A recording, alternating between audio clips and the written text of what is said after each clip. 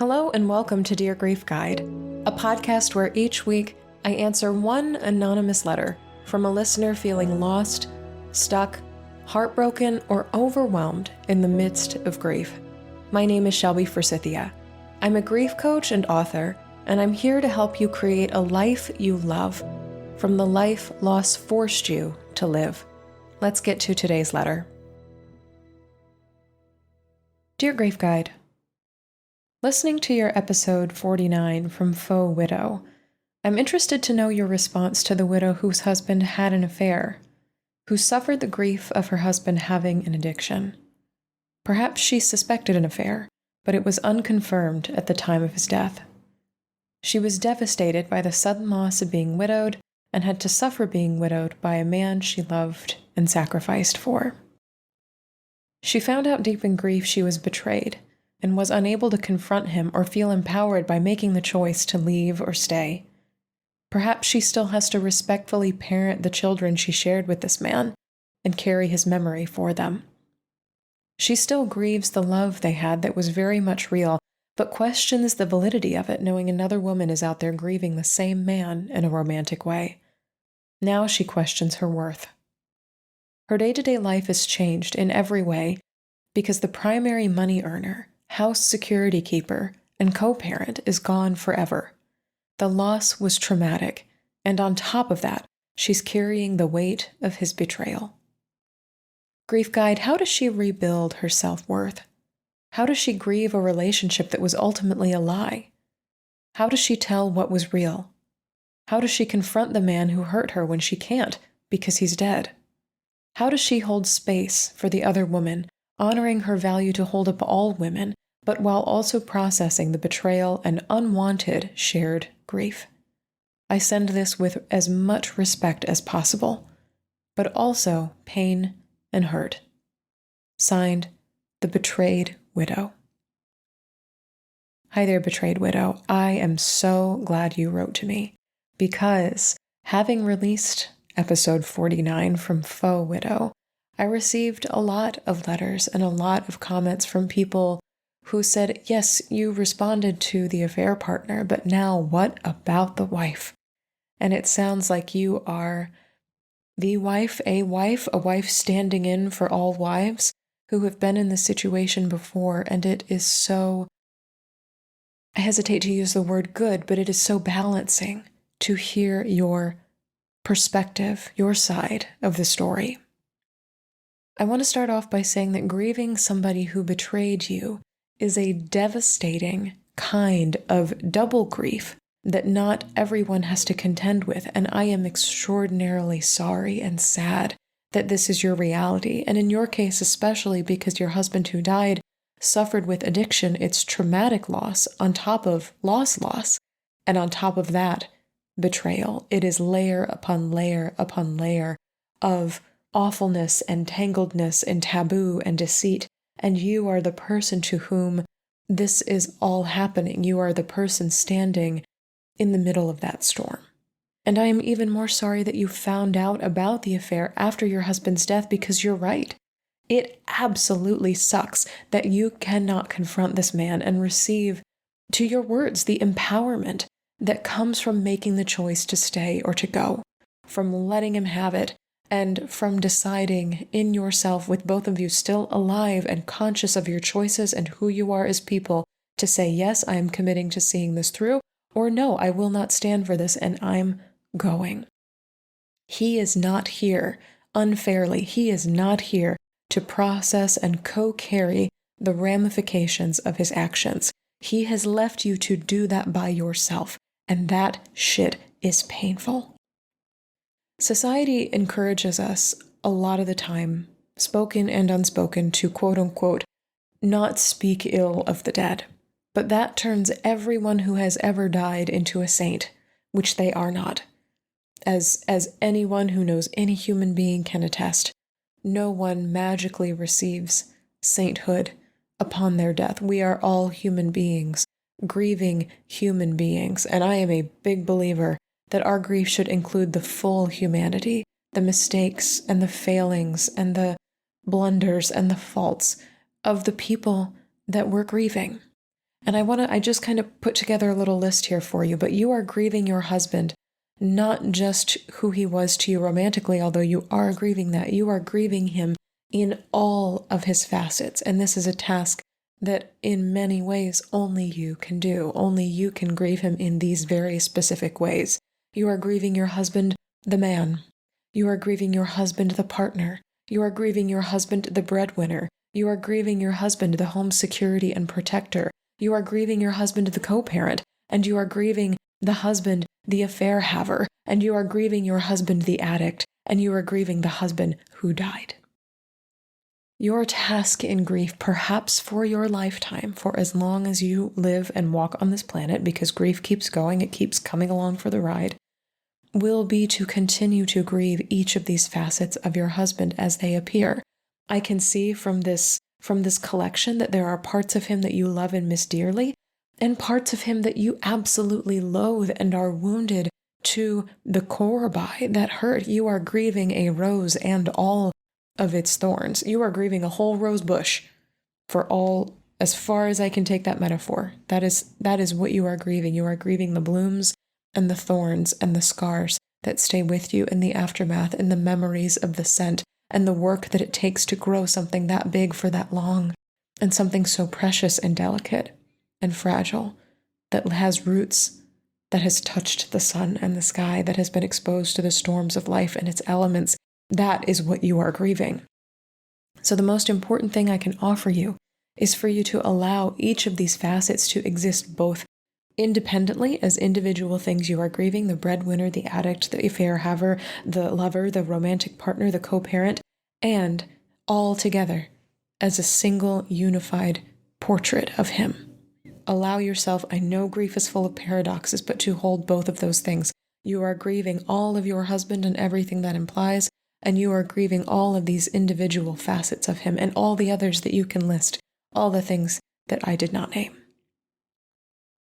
A practical exercise that I want to offer you is something that I teach to my students inside Life After Loss Academy, and if you're interested in working through this grief in the course, I would love to have you there, but this is something I teach very close to the beginning because it establishes such a foundation for moving forward in the aftermath of loss, especially before doing the deep, we call it the hard and the heart work of releasing painful emotions with regard to grief. So first we build a foundation so we have a place to return to when all the emotions get too big or too heavy to carry. So this can be the start of your foundation of returning or rebuilding in life after loss.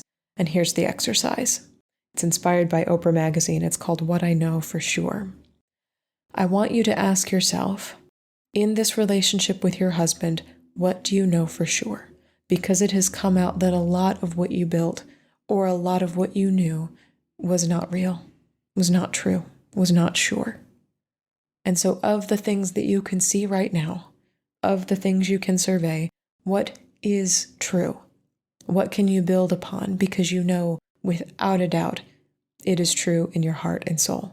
These could be things like the love I gave was real. These could be things like the sacrifices I made were meaningful and profound. The commitment I made was true. I held up my end of the bargain. The life I built with him changed me. And that can be for better or for worse, but the life I built with him changed me. I know that for sure. I know we have children together, and I will continue to parent our children that we made and raised together. I know for sure that we shared a home together, and I will continue to tend that home. I know that we navigated life's ups and downs together. Notice how I am simply listing facts. And the beauty of this what I know for sure exercise is it changes the story from everything was a lie to most of it was a lie. It takes the extremism out of the story, out of the equation. The story you may be telling right now is I have nothing left to stand on.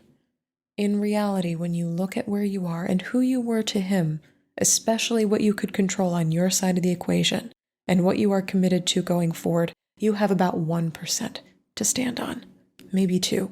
And that is something when you are deeply grieving. So please do this exercise before diving into processing what you have lost, because by noticing and seeing and writing down what remains, that is the foundation on which everything else can be built, and it is strong because it is your truth.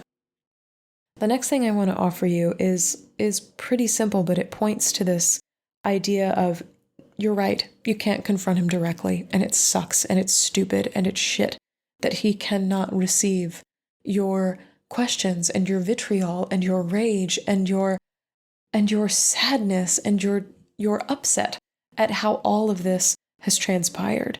So after doing your what I know for sure, building that foundation, find a way that works for you to express anger, betrayal, outrage, dismay, anything else that you feel needs to go in his direction, that you cannot and should not be containing and holding in your body with no place to go. You could scream into a pillow or at his photo. You could turn a picture of his into a dartboard. I've seen that on one of my favorite TV shows. You could write him letters that, of course, he'll never send. You could set his affair-having clothes on fire, safely, of course. You could work with a therapist to have a literal person receive the rage or the dismay or the words that you want to say to him, perhaps even role-playing as your husband if that's something that they are willing to do. But whatever it is, get these emotions out of your body. It will not give you closure because closure is a myth, so I do not want to guarantee you that. But what it will do is tell your brain, your heart, your mind, your body, I'm pointing to all these things right now on myself, will recognize that the things that you need to say, that the emotions you need to express have been said and expressed. That task is done. So you can complete those tasks over and over and over again and re-regulate and re-ground into your body. The last thing I want to say, and this was so lovely that you wrote this, and it really took my breath away to read. You have this value, betrayed widow, of holding up and valuing all women worldwide, just internet women. Yes, I am for women, is a value that it sounds like you deeply hold. Because grief is full of but-ands, I need you to know that you are not required to uplift others while also dealing with your own grief and loss. You can let that be the job of other women for a little while as you do the work of holding yourself and tending to yourself and nurturing yourself and healing yourself and bandaging yourself and figuring out which way is up. In this scenario, I want you to consider that maybe the best path to honoring both of you, you and the other woman, is by letting her have her journey and by letting you have yours. In the spirit of honoring humanity, you can honor her humanity without needing to be in contact or needing to hear more details about the relationship. You have your husband in common, yes. And that is something that you cannot tear yourself away from. That is a connection or a cord that you cannot sever. But you also have wildly different relationships with him. And you are allowed to honor and protect and respect and grieve the integrity of your own relationship without trying to look closer into hers or even showing any sort of interest. You can let that connection, that non-consensual connection, be the only thing that ties you together. It is okay for that to be where your engagement with her stops. It's really okay. And I imagine she will understand.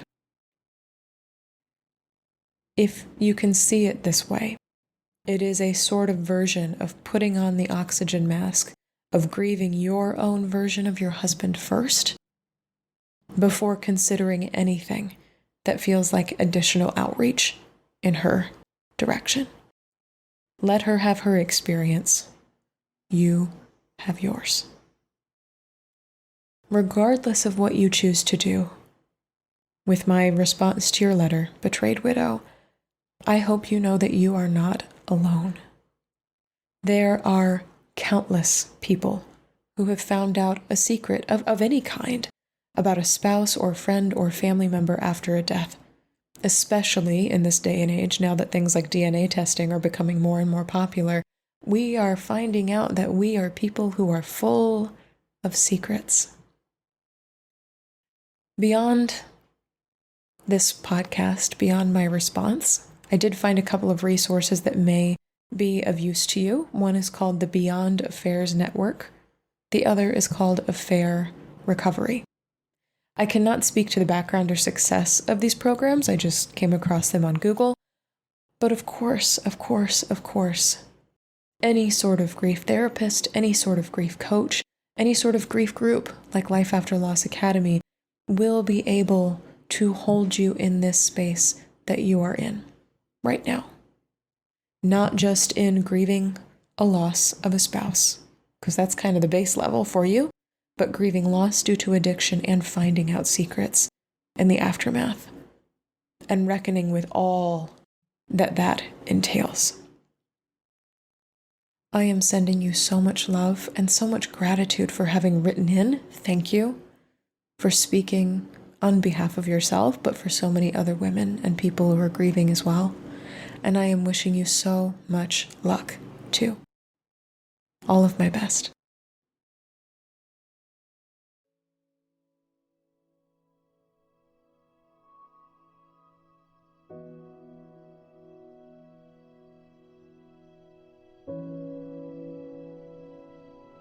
That's all for this episode of Dear Grief Guide.